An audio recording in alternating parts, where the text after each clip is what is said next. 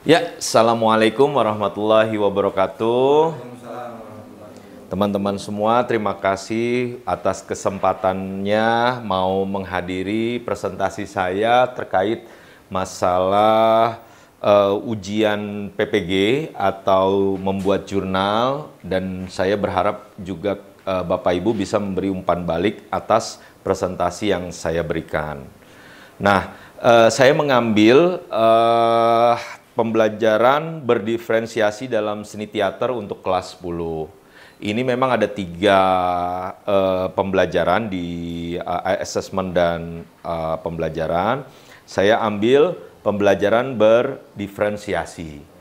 Nah, apa yang dimaksud dengan pembelajaran berdiferensiasi ini? Kalau di dalam seni teater itu memerlukan pemahaman tentang kebutuhan, minat, dan gaya belajar siswa yang berbeda-beda.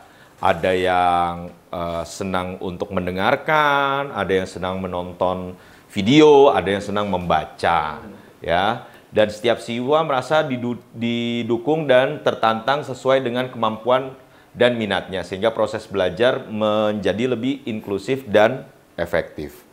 Nah, yang pertama, identifikasi dulu kebutuhan dan minat siswanya. Nah, kebutuhan apa yang harus kita lakukan, kebutuhan belajarnya, lakukan penilaian awal dulu untuk mengetahui kemampuan siswa dalam aspek seperti pemahaman tentang teater, kemampuan berbicara di depan umum, kreativitas, dan keterampilan kerjasamanya.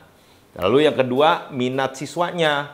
Nah, kita ajak nanti siswanya untuk berbagi minat mereka dalam berbagai aspek teater. Seperti apakah minat di acting, penyutradaraan, atau mungkin mereka lebih minat di penulisan naskah, atau mereka lebih minat di desain kostum, tata cahaya, atau tata panggung. Nah, setelah itu baru kita menyesuaikan kontennya, ya. Berikan opsi pada materi, ya, sediakan berbagai naskah atau skenario yang berbeda-beda, tingkat kesulitannya atau temanya. Siswa dapat memilih naskah yang paling sesuai dengan minat dan kemampuan mereka. Lalu kita beri materi tambahan bagi siswa yang lebih mampu, memberikan tantangan tambahan seperti menganalisis karakter lebih dalam, atau kita buat mereka untuk menulis naskah sendiri, gitu. Lalu yang kedua, diferensiasi proses. Nah, bagikan kelompok berdasarkan kemampuan atau minat. Nah, bagi siswa ke dalam kelompok-kelompok yang memiliki kebutuhan belajar atau minat yang sama. Misalnya siswa yang tertarik pada acting. Nah, itu dapat dikelompokkan bersama-sama. Sementara yang lebih tertarik pada aspek teknis, misalnya bisa fokus ke tata panggung atau desain kostum. Jadi kita bagi pengelompokannya. Atau setelah itu untuk diferensiasi proses, variasikan metode pengajaran. Bisa menggunakan metode pengajaran yang berbeda-beda seperti demonstrasi langsung, diskusi kelompok, atau pembelajaran berbasis proyek untuk menjangkau berbagai gaya belajar anak-anak, ya. Nah, produknya apa? Nah, kita juga bisa membuat diferensiasinya, ya. Berikan tugas akhir, berikan pilihan tugas akhir, ya. Misalnya siswa dapat memilih bagaimana mereka menunjukkan pemahaman mereka, misalnya melalui pementasan kah, atau penulisan esai reflektif kah, atau pembuatan desain kostum kah, atau penyutradaraannya. Nah, lalu rubrik penilaian yang lebih fleksibel, ya. Gunakan rubrik penilaian yang memungkinkan penilaian kinerja siswa berdasarkan kriteria yang relevan dengan tugas yang mereka pilih. Nah, ini salah satu caranya. Nah, apalagi selain 3 poin tadi, ada diferensiasi lingkungan belajar, ya.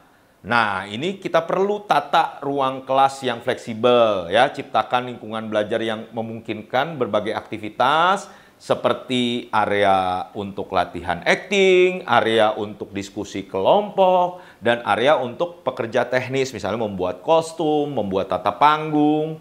Nah, fasilitasi kolaborasi dan pembelajaran mandiri. Beri mereka waktu bagi siswa untuk bekerja dalam kelompok, serta waktu untuk refleksi dan kerja mandiri. Nah, ini sangat penting.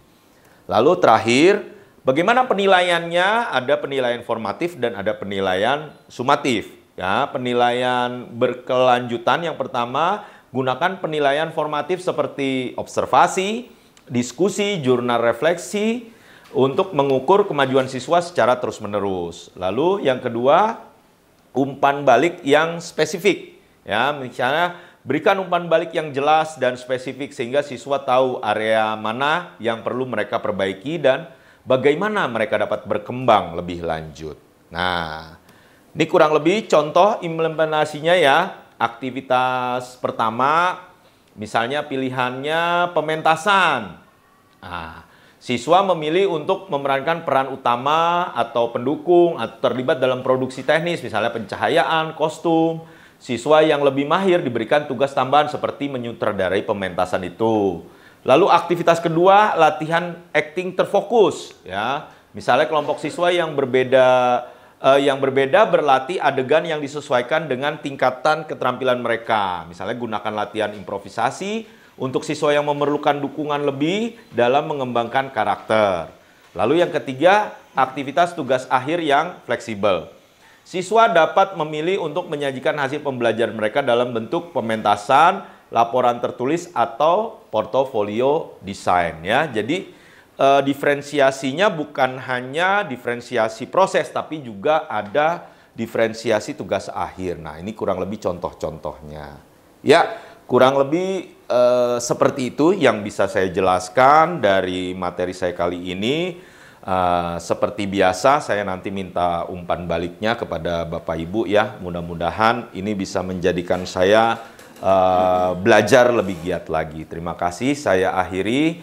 Wabillahi taufiq walhidayah. Assalamualaikum warahmatullahi wabarakatuh. Waalaikumsalam.